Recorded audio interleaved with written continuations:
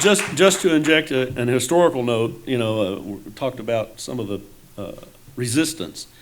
The Musicians Union, AFFM, which this is not sour grapes, I was a member for 20 years or whatever in Nashville, Tennessee. I remember Dutch, when the synthesizer was first coming out, he came to me because he knew I was involved. Tom, these synthesizers, just how far are they going to go with them? I said, Dutch, it's just like sex. They're going to go all the way. But the union fought a rearguard action. Of course, they had fought a rearguard action against recorded music. Yes. Very few people know that AFFM struck and would not allow members that were union members to play on the radio for over a year and a half. And a number of rearguard actions, like in England, it was, well, okay, I guess we can have them in the studio, but if you make more than one sound, you have to be paid as more than one sideman, which, gosh, did they put the same prohibition on the Hammond organ? If you changed the drawbars, did you have to get paid double wage or triple or quadruple? So I guess somebody ought to write a book, and as a matter of fact, Brian Kehoe is doing that. The guy who did Recording the Beatles, he's now working on another history, which I'm helping him with.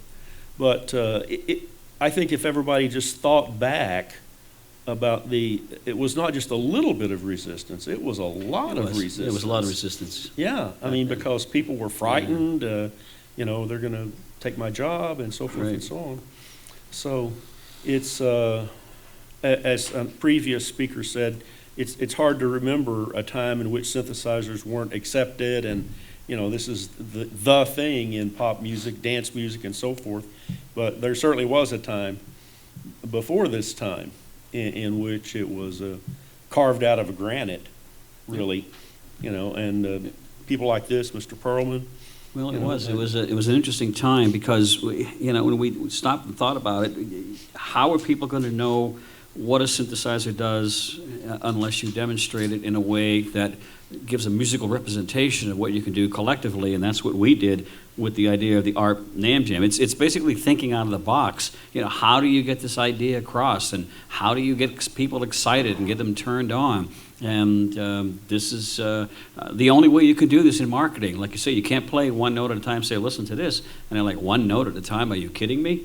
But when we played it collectively in a musical format that we did, it just blew people away. They could not believe what they were hearing. One of the ARP NAMM Jam things we did, we started off, if you remember, with Tommy.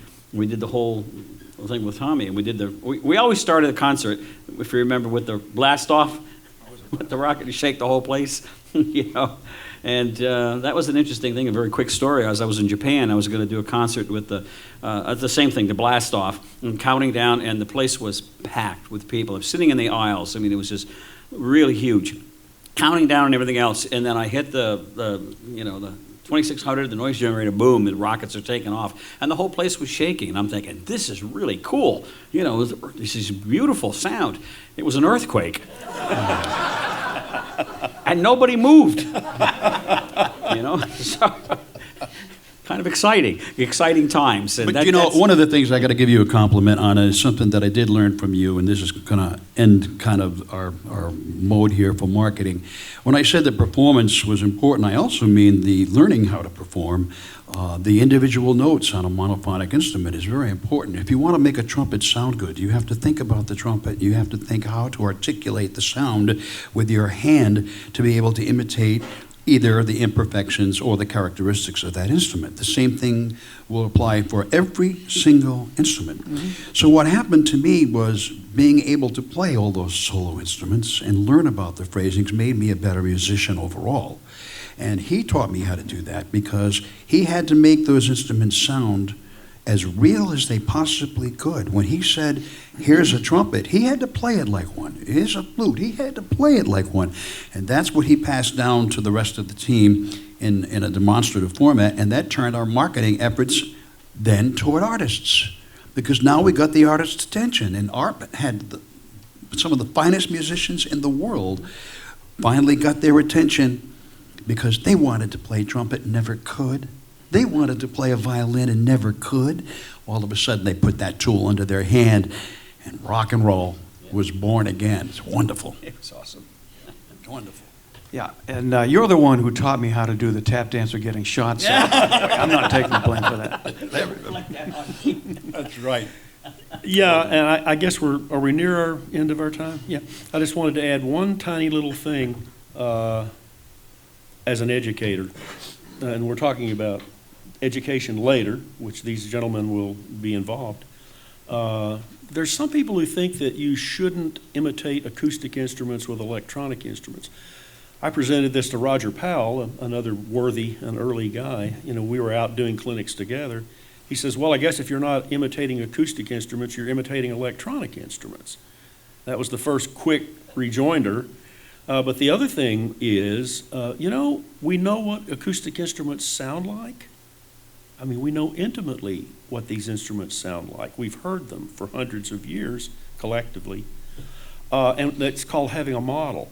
And I was very heartened to learn that John Chowning, who after Max Matthews passed away became Mr. Computer Music for the world, really, believes the same thing. He did an interview recently, a few years back, and when he talked about you have to start with a model, and then you know whether or not, like Van Gogh, did you get your fist? Are you able to synthesize? Are you able to sound design? If you do something that's unknown, that's avant-garde, enter some data and everything, it's like, well, maybe it's good, maybe it's not. But if you say, well, I'm going to try to imitate a clarinet, everybody in the room immediately knows whether or not you did a good job. Mm-hmm. So there's a time for pedagogy and there's a time for production. The time in college is largely for pedagogy. It's for learning.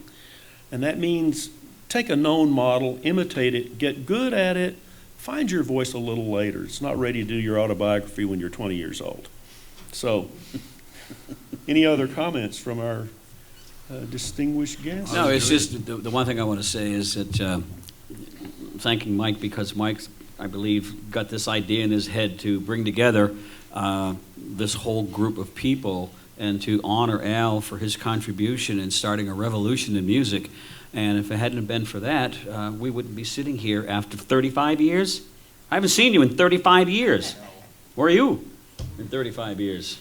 Yeah, but the interesting thing is that what Alan did for me is beyond belief. I mean, I have traveled to 13 countries. I speak other languages, and I have to teach about synthesizers, and I've gone on to other technologies and other products and so forth. And if it wasn't for the foundation that a synthesizer with this kind of a design provides today, I would not have been able to experience those things. Mm-hmm. And I'm going to dare say that there are a heck of a lot of keyboard players out there that still are stuck in polyphonic land, mm-hmm. and who have not had the experiences of being able to rip those sounds down and create them from the floor up, or the same thing with C-Sound and books like Dr. B has written. It's a participation skill. And what happens is Alan has literally given us the ability to participate in the fundamentals of synthesis that then lead us all to become better musicians later. Believe me, it works. It's a gift. He gave us a gift. Thank you, Mr. Perlman. Thank you, Mr. Perlman. Yeah.